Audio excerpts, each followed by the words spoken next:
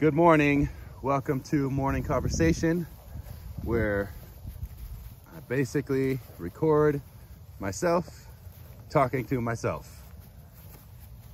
If in the course of watching this, listening to this, you think that I'm talking to you, that's you taking it personally. That's your ego. And you might want to take a look at that at a great psychologist, or you could find one. So if it's something that you take personally, that's probably where some work is. And that work, I guarantee you, would benefit your dog and the relationship you have with them and the things you struggle with. So if anything I say in any of these morning conversations bristles you and evokes some type of emotion in you, guess what? That is a linchpin to leveling up with your dog, to having a better relationship, to having a less reactive dog, to having a more confident dog. Let's go, Max. Good boy. So just consider that. Actually, that goes for everything in life. If someone says something to you or does something to you and it bristles you, rubs you the wrong way, you take it personally, makes you feel a certain way, take a look at that. Take a real good look at that. Because I am not talking to anybody specific in these morning conversations. These are my thoughts. When I take a dog places, I talk to myself. If I'm by myself, I talk to myself. If I'm by myself, really anywhere, I probably talk to myself to some degree or another. And I'm not saying I think to myself like everybody thinks and has thoughts. Let's go, Max. Let's go. Good boy. Come on. I'm saying I actually talk to myself. So this is not directed at anybody, but if something resonates with you or upsets you, instead, actually you should press pause. You should close the screen and you should think about whatever it was I said and why that triggered you or activated you, or why you took it so personally, or why it upset you. It probably upset you because it struck a nerve, right? So, such as this. If your walk sucks and it's frustrating, your dog pulls, and you've tried every tool in the book and you have them on a harness, stop walking your dog. Oh my gosh, what? He just said stop walking your dog, but we have a dog, we're supposed to walk him. If your walk isn't 100% enjoyable, stop walking your dog. How's that make you feel? Oh, but what am I supposed to do instead? I don't know. Play with your dog. Walk them inside the house. How often have you practiced putting a leash on your dog and walking them around the house, which is a familiar and low distraction environment relative to the outside real world? God, it's a beautiful morning. Beautiful morning. Look at that. Wow. How often have you practiced that? The answer is never. Listen, your walk for your dog is not exercise. Your walk is for you. It's not for your dog. Your dog thinks your walk sucks. They're on a 6-foot leash. They're frustrated most of the time because they're pulling, or you're telling them no, or you're restricting them from doing exactly what Max is doing right here, exploring at their leisure. They don't like their walk.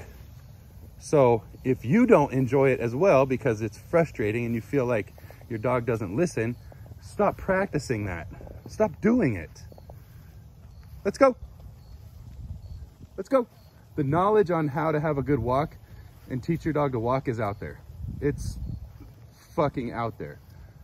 Minimize this video and search how to teach my dog to walk on a leash. You're gonna have thousands of videos.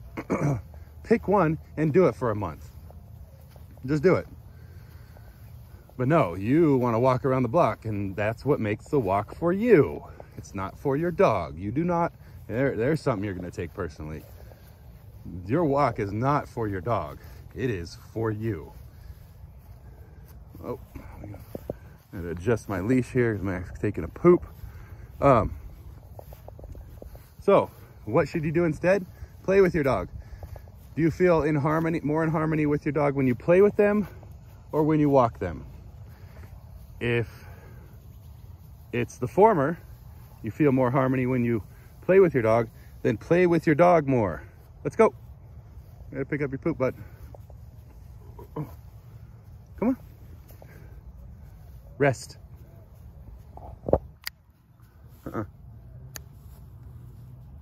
Good. Then play with your dog more. Get back to, you want to talk about basics? That's basics. What's the first thing you do when you bring a puppy home? You play with them. Hello. Nothing more basic than play. Oh, I just need to learn the basics. I just need to learn the obedience basics. Fuck off with your obedience. If you are thinking, my dog needs obedience, needs to be more obedient, and you don't play with your dog every single day for at least 20 minutes, get out of here with obedience. You have no clue. You're trying to bend your dog to your will and what suits you rather than understand and actually provide for what they need. Have an understanding first. First of all, ask yourself, do I know what a dog needs to be fulfilled? To be a complete animal, to feel complete. Do I know what those things are that a dog needs? Do I know that? If you don't, if you cannot list those things readily, don't even ask about obedience training. Don't even think like, oh, if my dog was more obedient. No, you need to fulfill your dog first. You need to understand what a dog needs first from you. Then do the obedience, because obedience is about what you need.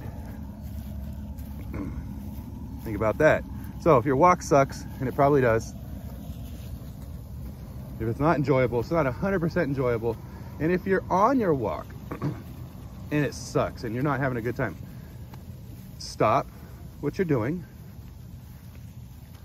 take a breath, stand there for 5 minutes, breathe, return home, and play with your dog.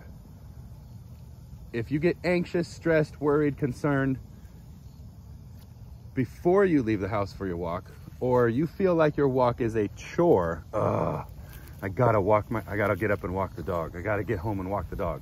If you find yourself saying that or thinking that or feeling that it's a chore, I got to do this, stop walking your dog and play with them instead. Let's go. Come on, Max, let's go. Good boy. Okay? Just do that. Just do that for 30 days. Commit to that for 30 days.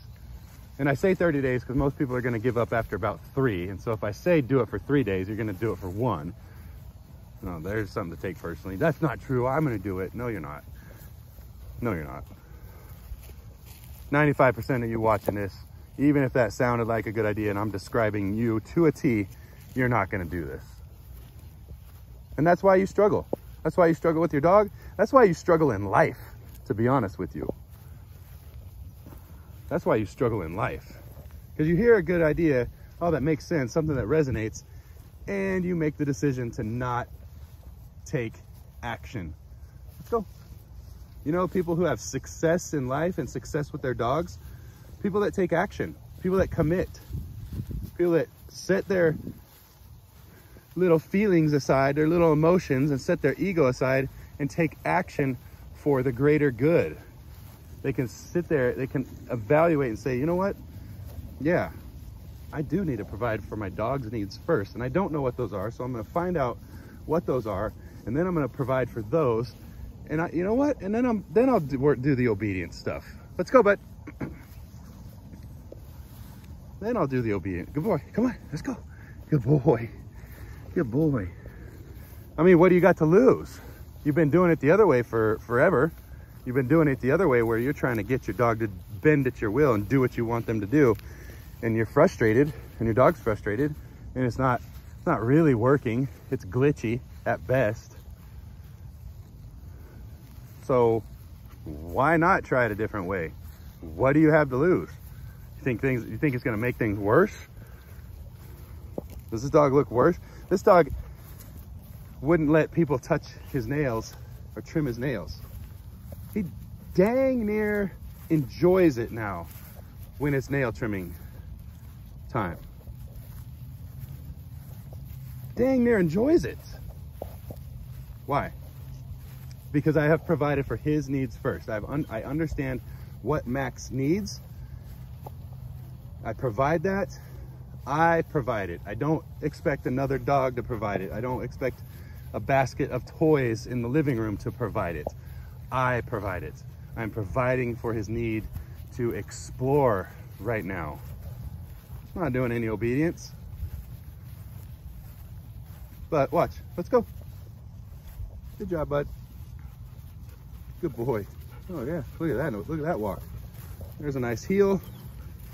Good job. Sit. Oh, look at that. See, when you provide for the dog's needs first, and then you come in with what you need in terms of commands and obedience, ooh, things just fall into place so much easier. There's so much less resistance. It's beautiful. Your dog can watch another dog off leash running around and playing with his human. Let's go. Yeah, good boy. Look at that. Good job, bud. So, there's some things for you to consider and feel and take personally and probably do nothing with. It's fine. Your dog's just waiting on you, by the way. So stop with the excuses of, is my dog too old? Or he's just a puppy? Or I don't have time? Or he's stubborn? Or any of your excuses are all bullshit. They're just bullshit. They're not even good excuses. Let's go. Your dog is just waiting on you to make a decision. Your dog's waiting on you to take action, to give them direction, to step up, to understand them, to learn, and again, to take action. Your dog's just waiting on you. That's it.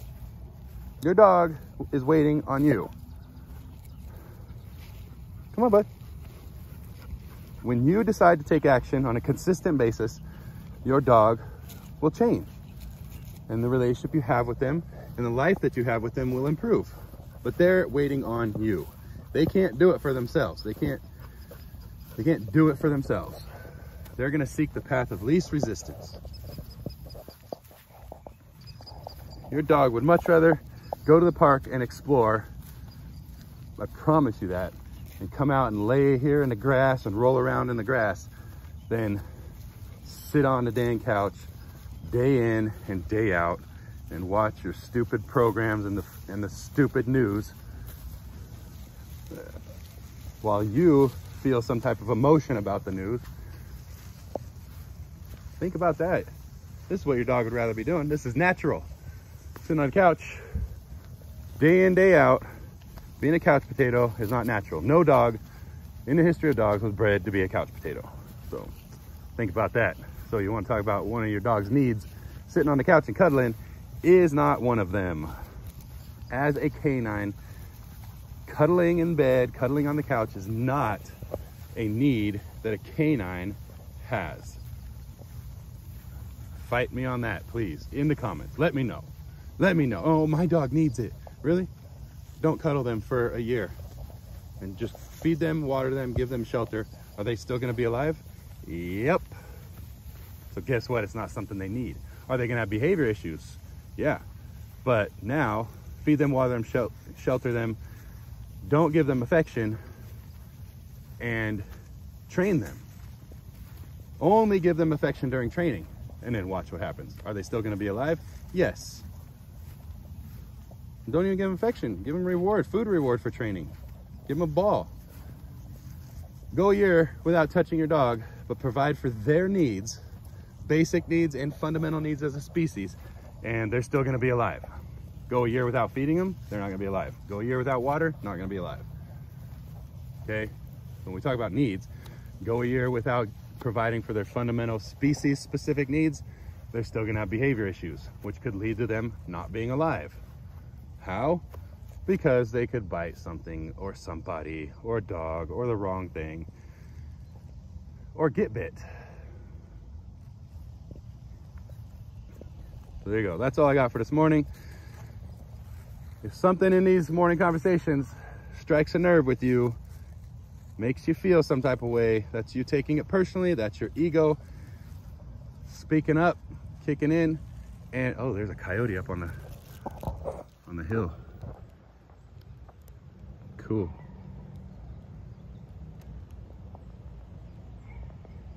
Dang. I am literally in a neighborhood. Coyote running through. But if anything strikes a chord with you, just hammers on one of your nerves, makes you feel a little angry or upset, or or feels like I'm talking directly to you even, that is your ego. That's something to take a look at. If you're taking it personally, it's not about you personally. It's not about you. It's about your responsibility. Let's go. It's about your responsibility to your dog. Good boy. To yourself. Sit. Good boy. It's about your responsibility to your dog, your responsibility to yourself. It's not about you personally. It has nothing to do with you personally. Take the you, capital U, out of the equation and just take responsibility and just be present. That's what it's about. Your responsibility to provide for your dog. First, what do they need? As a dog, what are their needs? What helps them feel whole and complete and fulfilled? If you cannot answer those questions, well, my inbox is always open. My phone is on. Leave something in the comments, send me a DM on Instagram, whatever it is. But if you can't answer the question of what does help my dog feel complete as a dog? What does he need to be fulfilled and complete and whole? If you can't answer those questions, send me a DM, send me a message. My inbox is open, always. Let's go. Yeah, good boy, good boy.